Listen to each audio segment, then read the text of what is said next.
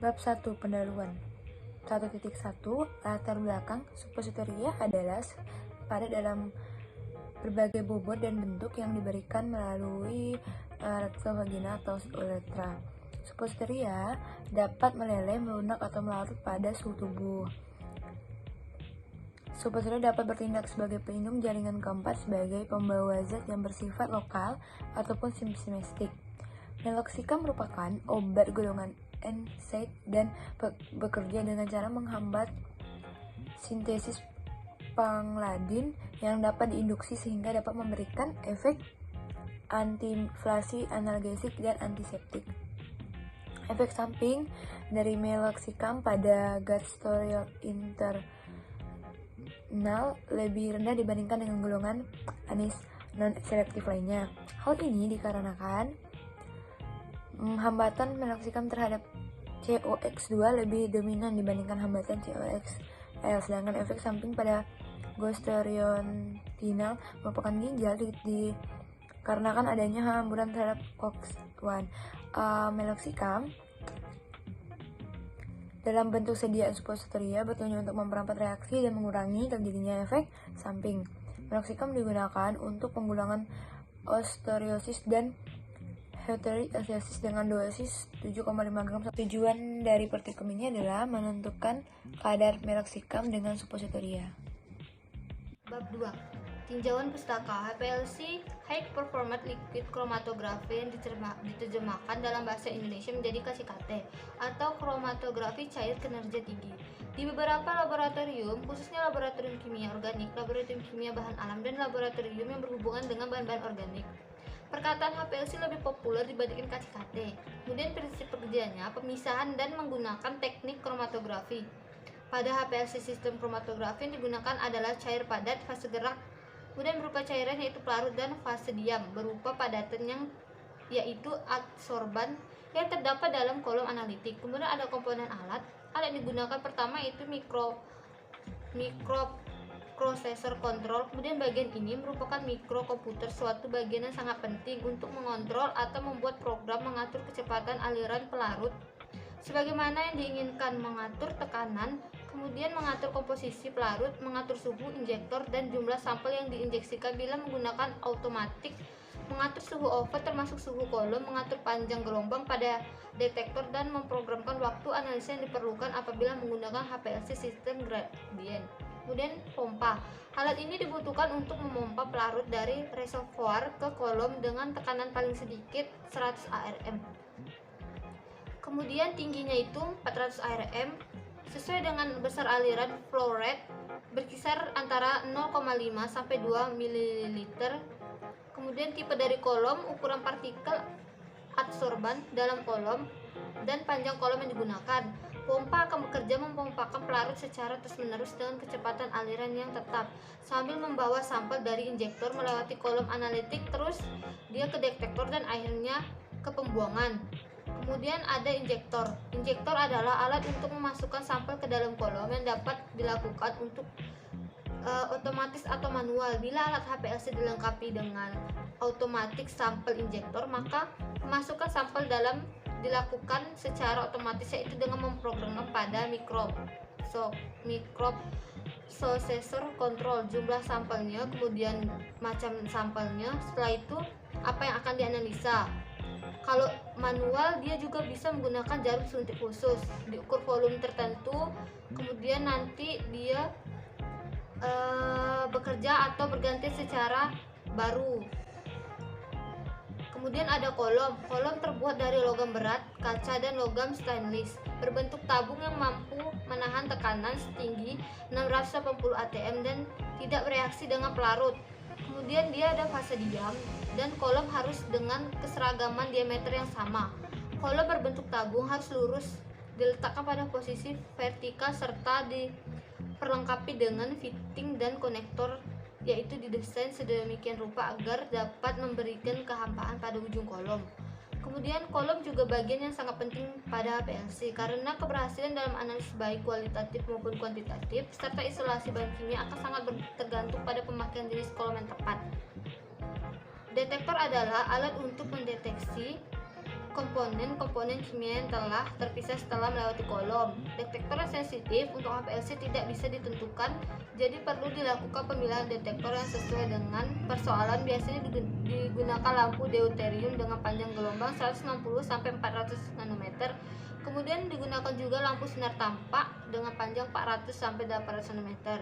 Prinsip kerjanya adalah sinar yang dilewatkan pada cuplikan sebagian akan diabsorpsi oleh senyawa-senyawa yang ada pada cuplikannya. Kemudian sinar yang dilewatkan akan dirubah dalam bentuk pulsa listrik sehingga memberikan sinyal A atau puncak-puncak pada kromatogram.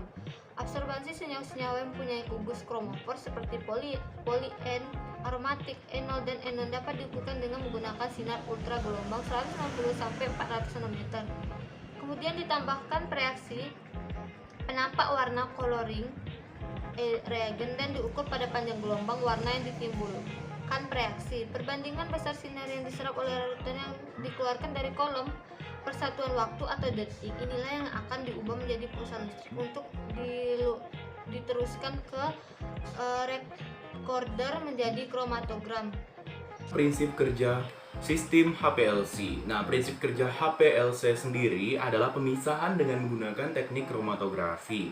Nah, kromatografi sendiri berasal dari bahasa Yunani, yaitu kromos dan grafis. Kromos artinya warna dan grafis artinya pita, sehingga kromatografi dapat diartikan sebagai pemisahan yang berdasarkan pada pita-pita warna dari sampel yang berupa bahan kimia yang telah dipisahkan. Nah, teknik kromatografi ini pertama kali ditemukan oleh Sweets tahun 1903 sampai 1906 pada pemisahan warna pigmen dari daun. Dan pada tahun-tahun berikutnya dikembangkanlah teknik kromatografi. Nah, teknik kromatografi sendiri ada berbagai macam. Salah satunya ada teknik kromatografi kertas. Teknik kromatografi kertas ini dikembangkan oleh Cosden pada tahun 1944. Kemudian kromatografi cair-cair atau drop counter current chromatography dikembangkan oleh Craig pada tahun 1944. Nah, kromatografi penukaran ion atau ion exchange itu dikembangkan oleh Mayer pada 1947, kemudian elektroforensis oleh Hurgard and Kroner pada tahun 1948, kemudian kromatografi lapis tipis oleh Ismailov pada tahun 1940, kromatografi gel oleh Barer pada tahun 1945, dan kromatografi gas oleh Claresson pada tahun 1946. Nah, kromatografi merupakan cara pemisahan yang mendasarkan pada partisi cuplikan atau sampel antara fase bergerak dan fase diam. Nah, berdasarkan sifat-sifat dari kedua fase tersebut, maka kromatografi dapat dibedakan menjadi beberapa sistem. Yang pertama yaitu kromatografi sistem padat-padat, kemudian sistem cair-padat, sistem cair-cair, gas padat, dan gas cair. Nah, pada HPLC, sistem kromatografi yang digunakan adalah sistem cair padat, di mana fase bergerak atau mobile phase berupa cairan yang pelarut dari fase diam, atau stationary phase berupa padatan, yaitu absorban yang terdapat dalam kolom analitik. Dengan demikian, kromatografi dapat didefinisikan sebagai suatu proses migrasi diferensial di mana komponen-komponen cuplikan sampel ditahan secara selektif oleh fase diam yang berupa absorban. Nah, berikutnya penggunaan HPLC atau KCKT dalam dunia farmasi. Nah, kromatografi cair kinerja tinggi merupakan suatu metode pemisahan canggih dalam analisis farmasi yang digunakan sebagai uji identitas, uji kemurnian, dan penetapan kadar suatu zat aktif. Titik beratnya adalah sebagai metode yang digunakan untuk analisis senyawa-senyawa yang tidak mudah menguap dan tidak stabil pada suhu tinggi, yang tidak dapat dianalisis menggunakan kromatografi gas. Banyak sekali senyawa yang dapat dianalisis dengan KCKT, mulai dari senyawa ion anorganik sampai senyawa organik makromolekuler. Untuk analisis dan pemisahan obat atau bahan campuran obat rasemis optis aktif dikembangkan suatu fase pemisahan kiral yang mampu menentukan rasemis dan isomer aktif. Nah, KCKT sendiri telah digunakan dalam analisis kualitatif maupun kuantitatif dan uji kemurnian pada sekitar 277 bahan aktif obat dan sediaan. Metode ini dipilih untuk digunakan 277 jenis sediaan dan bahan obat karena hasil analisisnya itu memiliki akurasi dan presisi yang tinggi serta waktu analisis yang cepat. Nah, salah satu sediaan yang disarankan untuk dianalisis menggunakan KCKT ini adalah sediaan suppositoria. Berikutnya adalah suppositoria meloxicam. Nah, suppositoria sendiri merupakan sediaan padat yang biasa digunakan melalui dubur dan umumnya berbentuk torpedo, dapat melarut, melunak, atau meleleh pada suhu tubuh. Nah, bentuk dan ukurannya harus sedemikian rupa sehingga dengan mudah dapat dimasukkan ke dalam lubang atau celah yang diinginkan tanpa menimbulkan kejanggalan dalam penggunaannya. Begitu masuk dan harus bertahan untuk suatu waktu dan meleleh pada suhu tertentu. Nah, suppositoria rectum umumnya dimasukkan dengan jari tangan, tetapi untuk vagina, khususnya tablet vagina yang dibuat dengan cara kompresi, dapat dimasukkan lebih jauh ke dalam saluran vagina dengan bantuan alat khusus.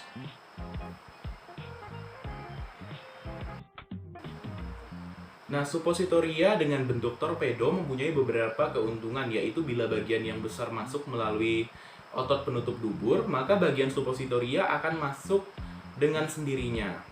Berat suppositoria rektal untuk orang dewasa kira-kira 3 gram dan biasanya lonjong seperti torpedo. Umumnya pemberian obat secara rektal adalah setengah sampai 2 kali atau lebih dari dosis oral yang diberikan untuk semua obat, kecuali untuk obat-obat yang sangat kuat. Nah, penentuan rentang dosis tergantung pada afabilitas obat, khususnya dalam basis suppositoria yang digunakan. Nah, beberapa suppositoria untuk rektum diantaranya ada yang berbentuk seperti peluru, torpedo, atau jari-jari kecil, yang tergantung kepada jenis bobot, jenis bahan obat, dan basis yang digunakan. Sedangkan suppositoria untuk anak-anak beratnya kira-kira 1 gram. Dan ukurannya lebih kecil. Nah, berat suppositoria vagina kira-kira 3-5 gram dan biasanya dicairkan dalam wadah berbentuk bulat atau bulat telur atau dikompresi dengan suatu mesin cetak tablet dalam bentuk kerucut yang dimodifikasi. Nah, suppositoria uretral kadang-kadang disebut juga buogi, berbentuk pensil dan meruncing pada satu ujungnya. Nah, suppositoria uretral ini digunakan untuk laki-laki, beratnya biasanya 4 gram dan panjangnya kurang lebih 100-150 nanometer. Dan untuk wanita, beratnya masing-masing 2 gram dan biasanya panjangnya 60-75 nanometer. Nah, meloxicam sendiri merupakan suatu anti radang non-steroid yang merupakan golongan asam enolat turunan oxycam. Meloxicam dapat digunakan untuk mengobati osteoartritis dan rheumatoid arthritis. Nah, meloxicam merupakan serbuk berwarna kuning pucat, praktis tidak larut dalam air dan sangat mudah larut dalam etanol 96% dan dalam metanol. Meloxicam merupakan obat dari golongan non-steroid asid yang menghambat enzim siklooxygenase 2 atau COX2 dan biasanya digunakan dengan rute peroral dalam pengobatan berbagai macam penyakit rematik, termasuk rheumatoid arthritis, osteoartritis, nyeri pinggang, dan berbagai penyakit sendi lainnya. Dosis peroral meloxicam yaitu sebesar 7,5 gram sampai 15 mg dan efek samping dari meloxicam dalam penggunaan dengan rute peroral yaitu gangguan gastrointestinal, tukak lambung, dispepsia, mual, diare, sakit perut, bengkak, dan kembung. Bab 3 metodologi. Di dalam metodologi ini terdapat alat dan bahan. Alat yang pertama yang digunakan adalah alat KCKT, alat uji disolusi, alat uji kekerasan suppositoria, dan alat uji kisaran leleh. Selanjutnya terdapat Erlenmeyer, gelas ukur, kertas saring Walkman, ngabu ukur, mikropipet, pH meter, tabung reaksi, dan timbangan analitik. Selanjutnya bahan yang digunakan pada praktikum ini yang pertama ada aquabides dari PT Otsuka, kemudian ada kalium dihidrogen fosfat, kemudian ada meloxicam dari PT KB Pharma, kemudian ada meloxicam suppositoria X dan meloxicam suppositoria Y, ada metanol, dan yang terakhir natrium hidroksida. Selanjutnya cara kerja dalam praktikum ini salah satunya ada pembuatan regen. Pembuatan regen sendiri terbagi menjadi 3 tahapan, yaitu pembuatan fase gerak, pembuatan larutan baku, dan pembuatan larutan uji. Yang pertama pembuatan fase gerak, caranya dicampurkan metanol dengan aquabides atau air bebas CO2 dengan perbandingan 50:50. Selanjutnya pembuatan larutan baku, caranya ditimbang 25 mg meloxicam baku dengan seksama, kemudian dimasukkan ke dalam labu ukur 50 ml. Selanjutnya ditambahkan natrium hidroksida 1 normalitas sebanyak 1 ml dan ditambahkan dengan metanol 30 ml, kemudian dihomogenkan. Selanjutnya diencerkan kembali dengan metanol hingga sampai tanda batas. Itu menjadi larutan 1. Kemudian dipipet larutan 1 sebanyak 10 ml dan dimasukkan ke dalam labu ukur 100 ml. Kemudian ditambahkan dengan 10 ml natrium hidroksida 1 normalitas. Yang terakhir dietkan dengan metanol sampai tanda batas. Tujuan dietkan dengan metanol sampai tanda batas adalah karena saat persiapan terjadi reaksi eksotermis sehingga menyebabkan penyusutan volume larutan. Langkah selanjutnya, cara kerja selanjutnya yaitu larutan uji. Cara kerjanya, langkah pertama, digerus suppositoria X dan Y yang mengandung meloxicam 15 mg hingga 20 ml metanol P hingga larut. Kemudian dimasukkan ke labu ukur 50 ml. Kemudian ditambahkan 1,0 ml natrium hidroksida 1N. Kemudian dikocok hingga jernih. Setelah itu diencerkan dengan metanol sampai tanda batas, kemudian dipipet filtrat 0,1 ml ke dalam labu ukur 10 ml. Selanjutnya atau langkah terakhirnya yaitu ditambahkan metanol B sampai tanda batas dengan replikasi 3 kali. Kerja yang selanjutnya yaitu penetapan kadar. Nah, pada penetapan kadar, langkah yang dilakukan yaitu dilakukan penetapan jumlah C14H13N3O4S2 yang terlarut dengan mengukur serapan filtrat, larutan uji dan serapan larutan baku meloxicam pada media yang sama dengan panjang gelombang serapan maksimum 361 nanometer dengan menggunakan alat yaitu kromatografi cair kinerja tinggi atau KCKT. Selanjutnya yaitu pengujian kualitas suppositoria. Nah, di sini dibagi lagi menjadi beberapa uji. Uji yang pertama yaitu uji keseragaman bobot. Langkah yang dilakukan yaitu dengan ditimbang sebanyak 10 suppositoria, kemudian dihitung bobot rata-ratanya. Nah, simpangan rata-rata dari 10 suppositoria tersebut tidak kurang dari 5% dan tidak lebih dari 7,5% dari bobot rata-ratanya. Yang kedua yaitu uji waktu hancur. Nah, langkah pertamanya yaitu dengan dihubungkan alat waktu hancur tablet dengan sistem sirkulasi, kemudian dialirkan air pada suhu 37 derajat Celcius, kemudian dimasukkan suppositoria ke dalam spiral alat kaca, kemudian diatur batang kaca hingga menyentuh suppositoria, kemudian dimasukkan ke dalam tabung hingga air menyentuh suppositoria. Nah, di sini waktu yang diperlukan saat suppositoria larut sempurna atau terdispersi menjadi komponen itu dicatat sebagai waktu hancur suppositorianya dengan replikasi 3 kali. Kemudian ditempatkan suppositoria pada platform 600 gram. Selanjutnya ditambahkan plat sebanyak 200 gram setelah 1 menit. Nah, di sini penambahan total hingga suppositoria retak menggunakan kekerasan atau kekuatan suppositoria dan di mana suppositoria rusak adalah titik hancurnya.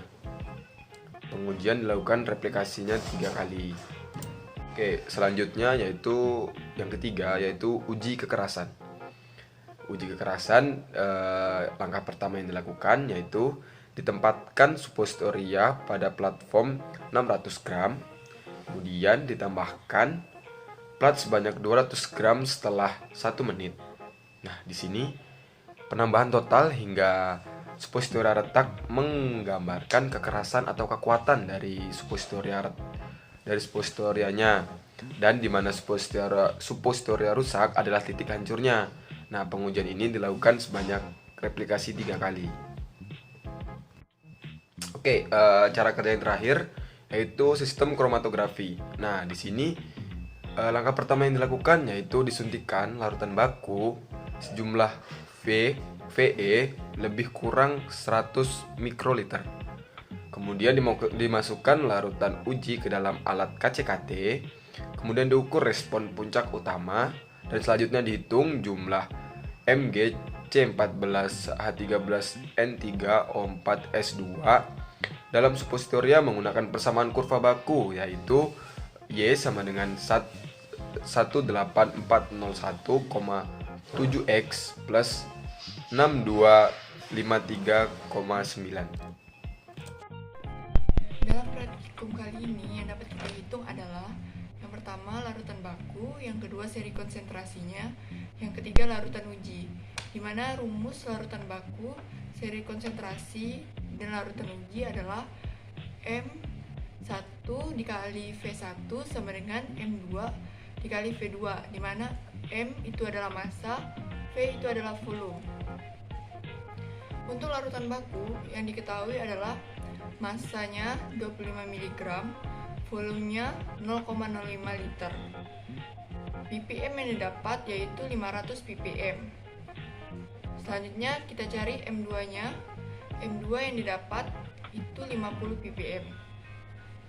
Yang kedua seri konsentrasi. Untuk volume 1 ppm yang didapat 0,2 mili. Untuk 2 ppm yang didapat 0,4 mili. Terus untuk 3 ppm volume yang didapat 0,6 mili. Untuk 4 ppm volume yang didapat 0,8 mili. Untuk 5 ppm volume yang didapat yaitu 1 mili. Untuk 6 ppm yang didapat volumenya 1,2 mili. Selanjutnya larutan uji yang diketahui yaitu M1-nya 300 ppm, V1-nya 0,1 mili, V2-nya 10 mili. Yang ditanya massa 2-nya. M2-nya didapat 3 ppm. Ia adalah bentuk sediaan padat yang dimasukkan ke dalam lubang tubuh di mana ia akan meleleh, melunak, dan melarut, memberikan efek lokal maupun sistemik. Umumnya dimasukkan ke dalam melalui rektum, vagina, uretra. Suppositoria ini dimasukkan melalui dubur, umumnya berbentuk torpedo yang dapat melarut, melunak, maupun meleleh pada suhu tubuh. Suppositoria terdiri atas bahan aktif dan bahan dasar. Penggunaan bahan dasar suppositoria harus memberikan pelepasan bahan obat yang dapat memuaskan inert dan tidak mengiritasi serta tercampurkan dengan semua bahan obat. Meloxicam merupakan non-steroidal anti-inflammatory drug yang menghambat COX-2 secara selektif, digunakan secara oral untuk mengurangi gejala rheumatoid arthritis. Namun, penggunaan meloxicam per oral masih menunjukkan efek samping pada saluran cerna, resiko kejadian trombotik arteri, kegagalan fungsi ginjal, disfungsi hati pada dosis yang tinggi, dan pengobatan jangka panjang. Pemberian rute rektal merupakan salah satu alternatif untuk mengatasi permasalahan ini. Juga dapat memberikan banyak keuntungan sehingga dapat menghindari iritasi pada saluran cerna. Toksisitas sistemik minimal, menghindari metabolisme hepatik, kadar dalam plasma stabil, dan meningkatkan kepatuhan pasien.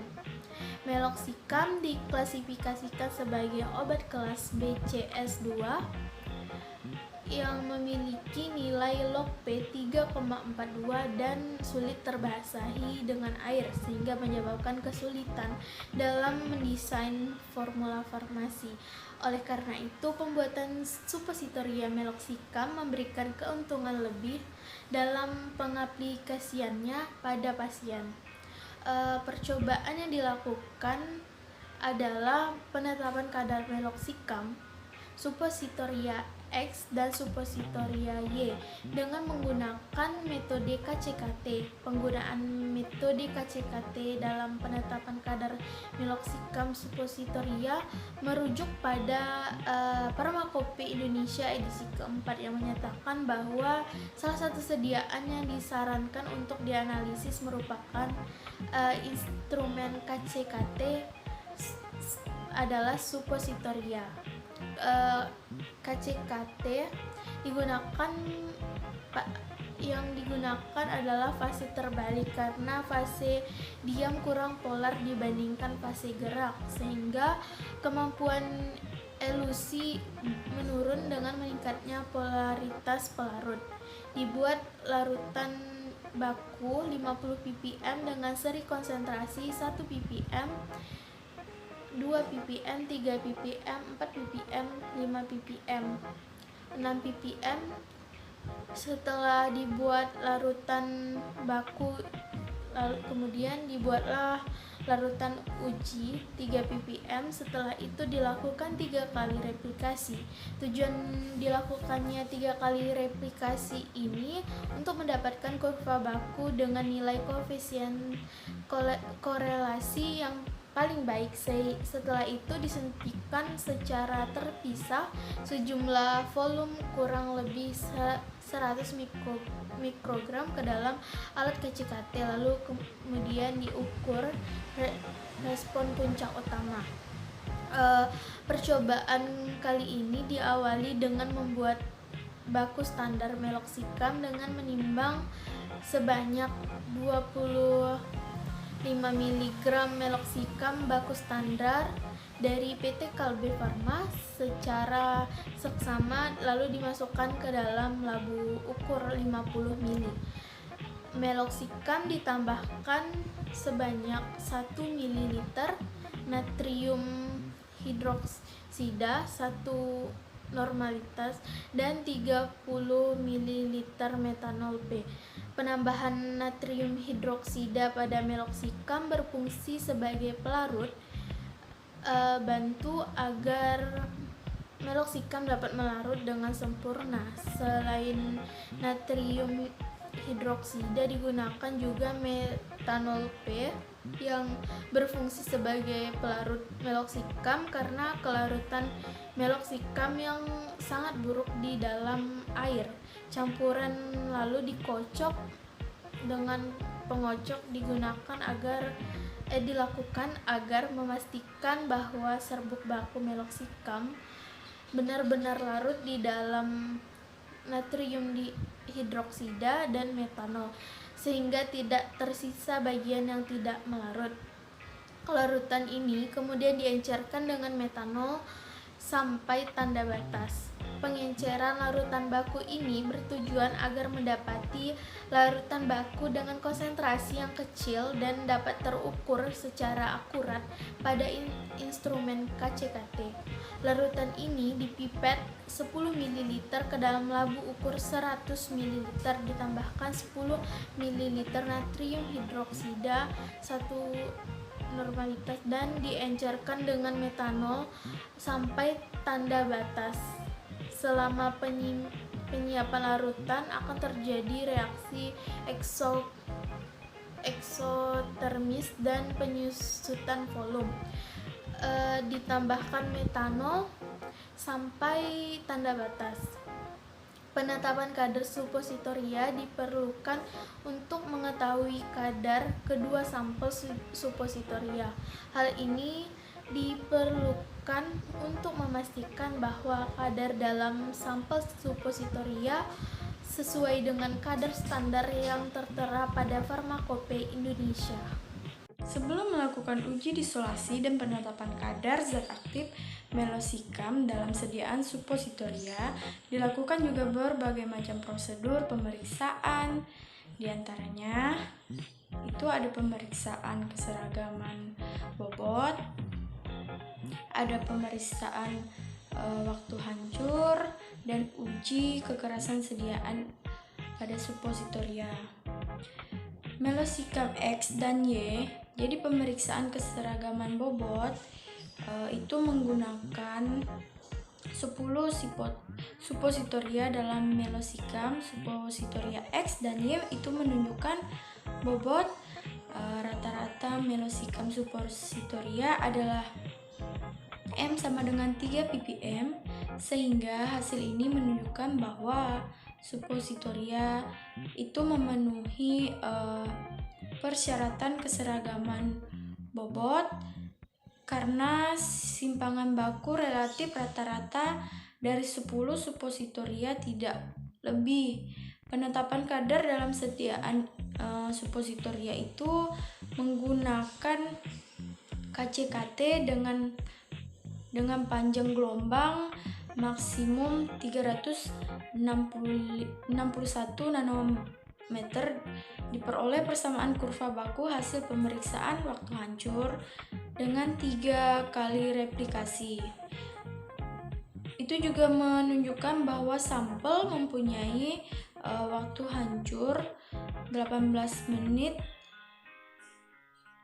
dengan suhu 30 derajat Celcius, sedangkan sampel itu mempunyai waktu hancur 16 menit 38 detik dengan suppositoria meleleh pada suhu tubuh dan mempunyai waktu hancur kurang dari 30 menit.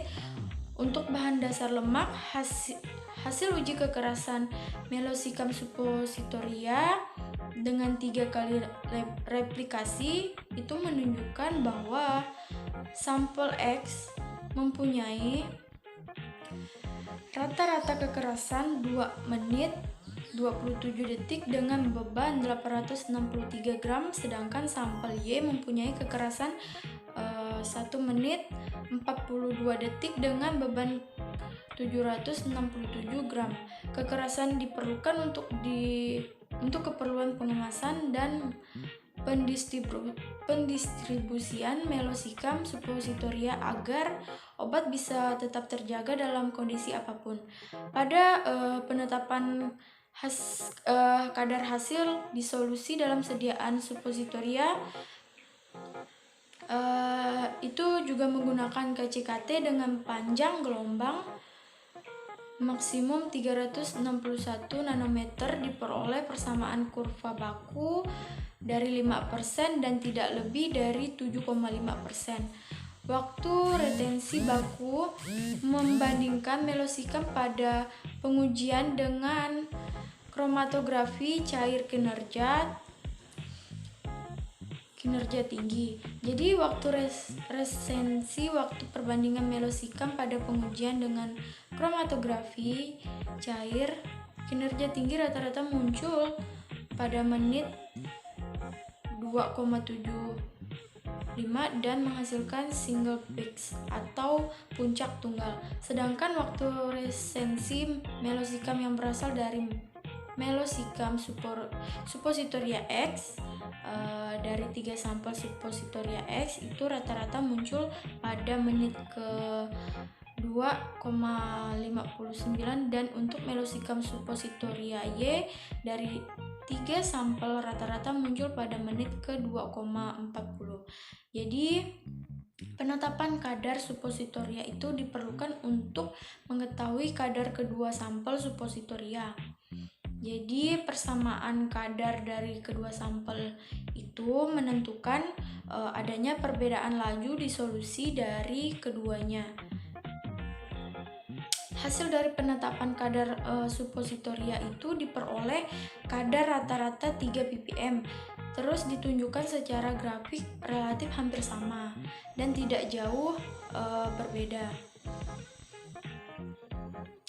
Adanya sedikit perbedaan kemungkinan disebabkan oleh sifat kimia, obat, atau faktor formulasi karena penelitian ini menggunakan alat dan kondisi yang sama. Jadi bentuk zat khasiat dan formulasi obat itu merupakan rahasia produsen sehingga tidak diketahui bahan-bahan tambahan dan basis yang digunakan. Jadi hasil yang diperoleh dari penetapan kadar meloxicam dalam sediaan suppositoria dengan menggunakan KCKT yang pertama atau X diperoleh kadar sebesar 1004,43% dengan kadar yang kedua Y sebesar 106,98% dari sampel kedua yang diperoleh menunjukkan keduanya memenuhi persyaratan sehingga dapat beredar di pasaran karena rentang yang dapat beredar yaitu 85% sampai 115%. Dari hasil tersebut tidak terdapat perbedaan signifikan dikarenakan berada di antara 90% sampai 100%. Jadi perbedaan yang sangat sedikit ini kemungkinan disebabkan oleh sifat kimia obat atau faktor formulasi karena penelitian ini menggunakan alat dan kondisi yang sama. Nah, selanjutnya kita akan bahas tentang bab 5, yaitu adalah penutup. Nah, pada bab ini kita akan bahas tentang kesimpulan dan saran pada praktikum kali ini. Yang pertama yaitu adalah kesimpulan.